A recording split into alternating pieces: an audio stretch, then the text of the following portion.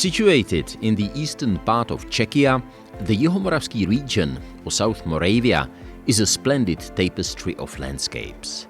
Covering an area of slightly more than 7,000 square kilometers, it ranks as the country's fourth largest region, unfolding from fertile southern lowlands to picturesque northern forested hills.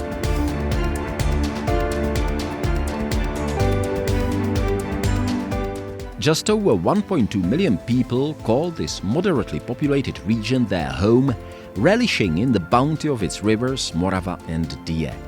The region shares its eastern and southern borders with Slovakia and Austria respectively, with these two rivers drawing a part of the border.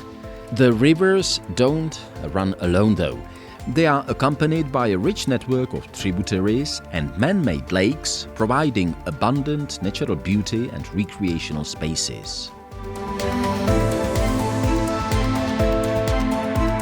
South Moravia is famous for its vineyards, which contribute more than 90% of the country's wine production.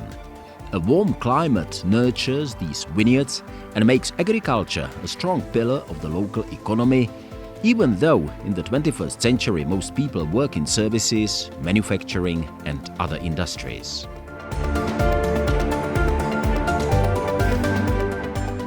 Economically, the region holds its own. The GDP per capita sits around 85% of the European Union average, putting it slightly above the middle range among the Czech regions. This prosperity is largely driven by Brno, the region's capital. Home to about 380,000 inhabitants, Brno boasts a rich history in industry and fairs.